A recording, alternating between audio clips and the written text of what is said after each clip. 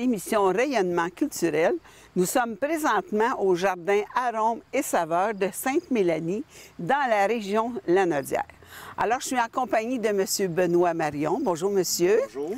De Dominique Majot. Bonjour, madame. Bonjour. Ainsi que de Colombe Lane. Bonjour, madame.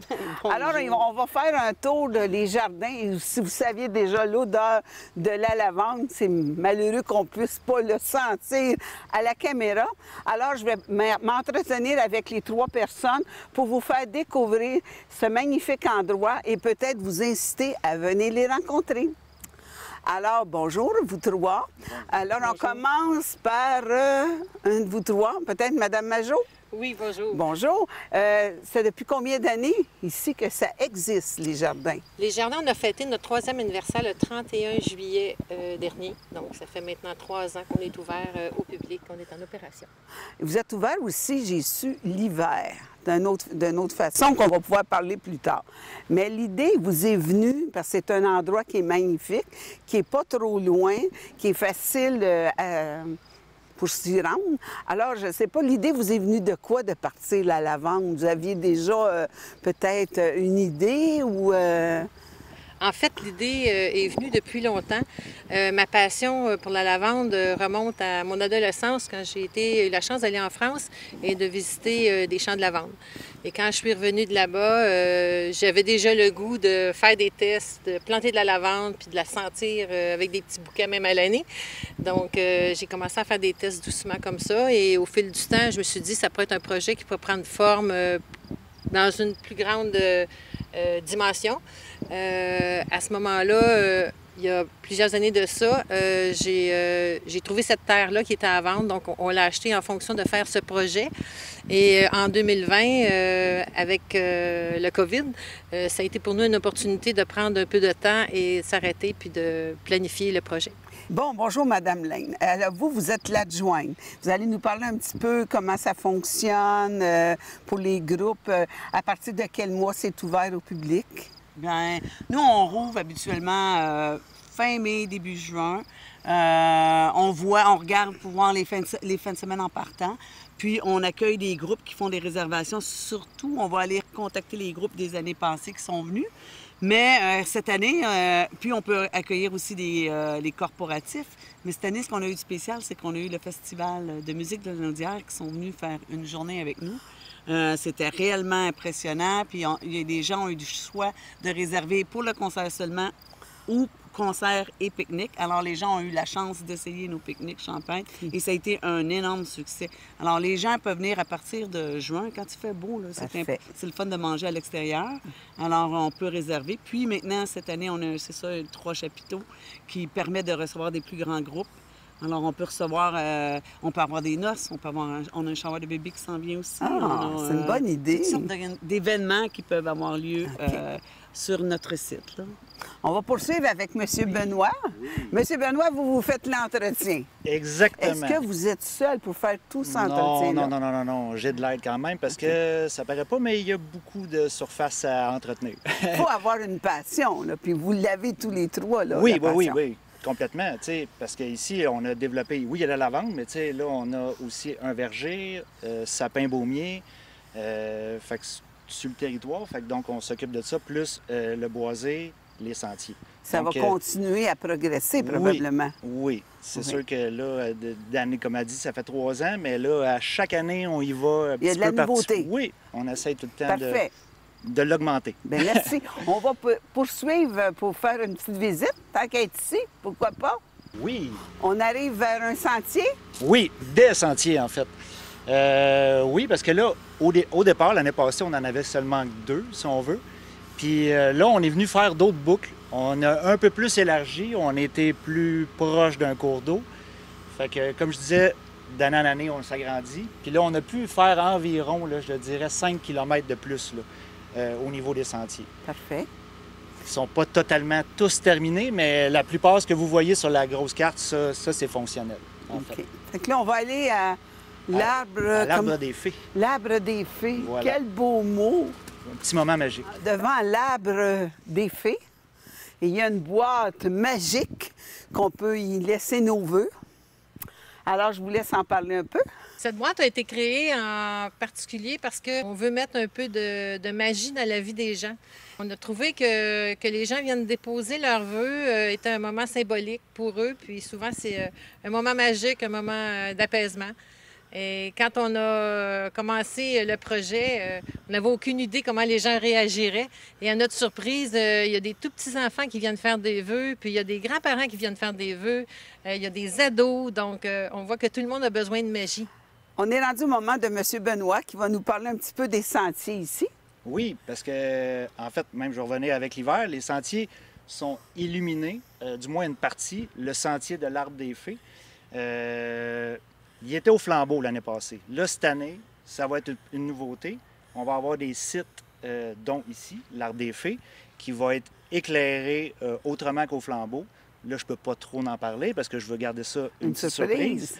Puis c'est ça, on peut marcher en fait jusqu'à pratiquement le mi-janvier qu'on va pouvoir venir jusqu'ici.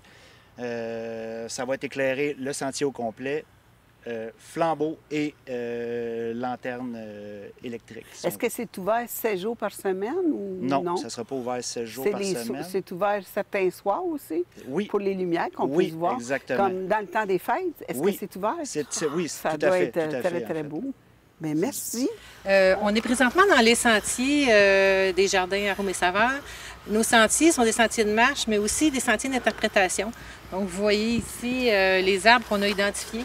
C'est toujours intéressant de savoir un peu qu'on a une forêt qui est une forêt mixte. Et on a beaucoup de groupes d'enfants qui viennent ici. Donc, pour eux, c'est un petit moyen d'apprentissage tout en s'amusant. On poursuit avec M. Benoît, qui est dans son domaine ici. Là. Oui, bien en fait, domaine, oui, mais tu sais, j'ai travaillé une couple d'années, je te dirais, dans le sapin de Noël, dont le sapin baumier, en fait, qui est le plus odorant, en fait, des sapins. Parce qu'il y a le fraiseur aussi, mais le sapin baumier, ça fit plus avec le jardin Arômes et Saveurs parce qu'on est dans la thématique, en fait, complètement. Fait que dans quelques années, oui, il va y avoir des sapins à vendre. D'après moi, 6-7 ans. Pour arriver environ pour des sapins de 6 pieds, c'est en général ce que les gens achètent. Ben oui. Fait que là, on en a 400, puis on va poursuivre d'année en année. On va en replanter d'autres pour avoir toujours avoir du C'est une forêt qui n'est pas juste magique, elle va être enchantée. Complètement. On poursuit devant les ruches qui font partie du décor devant la lavande. Un petit peu d'explication par rapport à ce miel-là. Oui, tout à fait. En fait, on a décidé d'avoir des ruches pour pouvoir offrir un miel de lavande qui est un miel reconnu pour ses propriétés médicinales. On va retrouver sur le marché du miel à la lavande, qui est un miel où on a ajouté de l'huile essentielle dedans, et du miel de lavande dont les abeilles ont butiné. Ici, c'est du miel de lavande où les abeilles ont butiné, ce qui donne le goût qui est particulier au miel. On travaille en partenariat, les jardins travaillent en partenariat avec un jeune agronome qui s'appelle Félix Pelletier, qui est aussi apiculteur. Et ensemble, on expérimente le miel à la lavande. On poursuit sous les chapiteaux. Bien, c'est bien. Très bel endroit. Merci. C'est ça, c'est super le fun. On a une belle ambiance que Benoît nous a tout installé ici. C'est ici qu'on accueille les groupes. On fait des ateliers d'arômes, parfois des ateliers de miel et de lavande, des gens qui viennent pique-niquer, des groupes organisés. C'est ici qu'on les accueille, dépendamment du nombre qui sont. On installe tout. On a des Benoît qui est toujours là pour nous aider à tout organiser. Il y a eu un mariage il y a 2 semaines. On va avoir un shower de bébés qui s'en vient. On a eu le festival ici qui a eu lieu. Dans ce sens-là, on a utilisé les 3 chapiteaux. C'était réellement merveilleux. Alors, il y a toujours un abri ici. Lorsque vous venez vous réserver en groupe, il n'y a pas de problème. Il y a même un cours de yoga et où on est couché dans la lavande. Alors, peut-être que c'est quasiment un endroit vraiment pour relaxer. Ah ben oui, c'est sûr. Avec la lavande, l'ambiance, les arômes, on n'a pas le choix. Même nous autres, les employés, quand on arrive ici. Vous êtes zen. On est zen parce qu'on n'a pas le choix. Tu rentres, surtout si vous rentrez par le stationnement de l'autre côté, c'est féerique. La grange qu'il y a présentement, est-ce qu'elle était comme ça quand vous avez acheté les 40 arpents? Non, mais quand on est arrivé, la grange, elle était Elle était toute... elle avait besoin d'amour, on pourrait dire. Elle était sur le déclin. Elle était sur le déclin, puis elle était en train de tomber. Ah, on a de la visite! Oui. Monsieur Lecoq. Donc, ce qu'on a fait, c'est qu'on l'a rénové, puis on a aménagé maintenant avec une boutique, un atelier et une cuisine laboratoire pour faire nos produits. Bon, on va aller voir ça à l'intérieur. Nous voilà maintenant à l'intérieur de la belle boutique de arômes et saveurs. Alors, je vous laisse nous guider. Alors, au jardin, nous cultivons 4 variétés de lavande. Nous cultivons de la lavande phénoménale, de la lavande anglaise, de la lavande française et on en cultive aussi du lavandin. Avec ces variétés de lavande-là, on peut faire de magnifiques bouquets que vous pouvez voir ici, qui sont à nos différentes variétés de la lavande. Et on a aussi, parmi nos lavandes, la lavande française est aussi appelée la lavande fine ou la lavande Munstead. Est une lavande, c'est la seule lavande qui peut utiliser dans le domaine culinaire pour faire des tisanes ou faire des repas. Ensuite, une autre activité des jardins qui est particulière, c'est que nous, on distille notre huile essentielle pour en obtenir de l'huile essentielle et de l'hydrolat de lavande. Donc, ce distillateur est un réplique des années 1600 et on a décidé de choisir quelque chose d'artisanal, même si c'est un peu plus long, parce que ça représentait un peu plus l'histoire et le passé. Cet appareil est pour la distiller l'huile essentielle de lavande. Le procédé qu'on utilise, c'est vraiment un procédé ancestral. On met dans la partie du mât, on va mettre de l'eau de source. Dans la partie ici, cette partie-là ici, on va mettre de la lavande bien compressée. Et on va chauffer l'eau. La vapeur va monter dans la lavande et va se conduire ici dans un bassin de refroidissement. Et quand la lavande, la vapeur est assez refroidie, on va l'extraire, on va la sortir du bassin de refroidissement. Et à ce moment-là, on a un liquide qui est l'hydrolat, mais qui contient aussi de l'huile de lavande. Pour séparer l'hydrolat de l'huile essentielle, on utilise un séparateur qui est comme ceci. On fait descendre doucement l'hydrolat, on recueille l'hydrolat et ce qui reste, les résidus qui restent, c'est vraiment de l'huile essentielle pure. On peut vous montrer ici le résultat d'une distillation d'huile essentielle après 30 minutes de distillation. Il y en a pas gros, il ne faut pas l'échapper. Exactement. Et il y a plusieurs variétés, donc les couleurs peuvent changer d'une éprouvette à l'autre, selon aussi peut-être le nom de la... Vous avez quelques noms, vous avez nommé tantôt sur la lavande. Tout à fait. Donc, on utilise, comme on dit, on cultive 4 variétés de lavande ici. La lavande fine va donner une très infime quantité de lavande. C'est ce qu'on a ici. Mais c'est une lavande qui est très, très raffinée et qui est bonne au niveau alimentaire.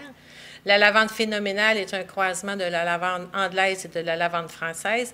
Elle donne un parfum plus soutenu qui sert pour des cosmétiques et des produits ménagers. La lavande Idcote, qui est la lavande anglaise, va donner une huile essentielle qui est un peu plus prononcée et le lavandin donne un autre type d'huile essentielle. Celle qui est comestible, est-ce que vous allez un jour avoir des recettes à partager ou vous allez avoir des recettes que vous allez faire goûter, mettons, je ne sais pas, un genre de morphine à la lavande ou quelque chose du genre? Là? Tout à fait. C'est-tu prévu? Ou... En fait, on le fait déjà à travers nos pique-niques parce que nos pique-niques sont composés de produits où on a, entre autres, une excellente... madeleine à la lavande et on a aussi à l'intérieur de notre pique-nique une mousse à la lavande qu'on appelle nuage. Au niveau du pique-nique, c'est ce qu'on fait présentement. Et déjà, sur notre site Internet, on a un volet qui est recettes où on retrouve plein de bonnes recettes qui sont composées de miel à lavande et de fines herbes. Notre miel de lavande qui est butiné par nos petites abeilles. On l'offre en 2 formats. Il a un goût très raffiné. Vous pouvez venir le goûter en boutique. Parfait. Et on passe aux produits? Dans les produits saveurs, on retrouve les fines herbes de Provence. Donc, les fines herbes de Provence sont composées de thym, de romarin, de marjolaine et de sarriette. Donc, on les retrouve ensemble mélangés en herbes de Provence et on les a aussi individuellement. On en fait aussi un délicieux... on en fait des délicieuses épices barbecue biologiques essentielles.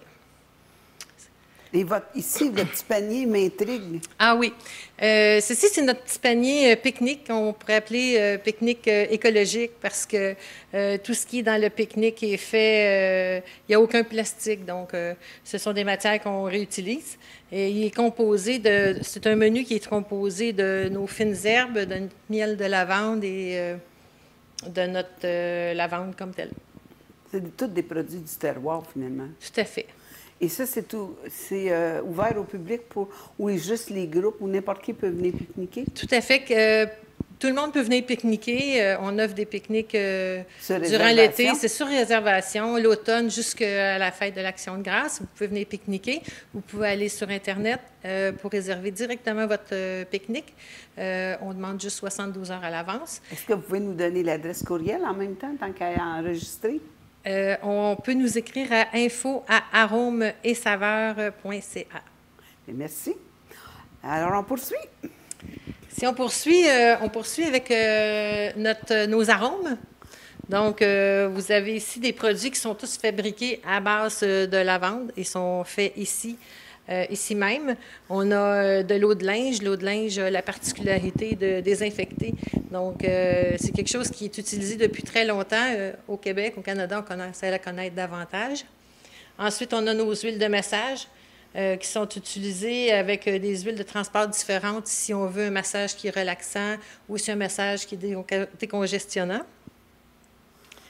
La lavande est un excellent repulsif pour les insectes. Donc, autant pour les acariens avec l'eau de linge dans les draps qu'en chasse-moustique. Donc, on a un chasse-moustique qui est biologique, qu'on peut appliquer sur soi, sur les enfants, même si vous avez un chien à la maison, il n'y a pas de souci, vous pouvez l'utiliser sur votre animal préféré. Tantôt, ça a attiré mon attention. Vous avez le baume pour les têtes d'oreiller. Ah oui, c'est notre petite poussière d'étoile. Donc, c'est une brume d'oreiller qui est composée de vanille et de lavande, qui est très doux et qui est très apprécié des enfants et des grands aussi. Il y a des poussières d'étoiles, il y a un arbre de fées. On est vraiment dans un endroit magique. On a aussi développé pour la saison hivernale des arômes qui sont un peu plus enveloppantes, forêt enchantée justement, qui est composée de sapin baumier et de lavande. On a cuisine d'hiver avec un peu de cannelle et de lavande aussi. Donc, ce sont tous des molécules qui s'amalgament bien ensemble et puis qui nous donnent un arôme différent. Pour terminer, je vous parlerai rapidement de l'hydrolat de lavande. L'hydrolat de lavande, c'est ce qu'on récolte ici même au jardin. L'hydrolat, elle a la propriété. Merci. Elle a la propriété de soulager la peau. Donc, quelqu'un qui fait de l'eczéma, psoriasis, pour un coup de soleil, des démangeaisons, peut utiliser l'hydrolat, puis ça soulage vraiment, c'est vraiment reconnu. Donc, ici, c'est un peu les variétés qu'on a. Bien sûr, on a aussi nos bougies. Donc, tous les arômes avec lesquels on a parlé tantôt, bien, on les retrouve aussi en bougie, là. Donc, vous pouvez combiner un massage avec une douce lumière. Très intéressant. Oui. Alors, on porte un toast au jardin Arômes et saveurs de Sainte-Mélanie. Merci de votre accueil et de nous avoir appris beaucoup de choses. Et au plaisir de se revoir à l'hiver. Santé! Santé! Santé, santé à tout le monde qui travaille ici. Et merci encore. À toute l'équipe.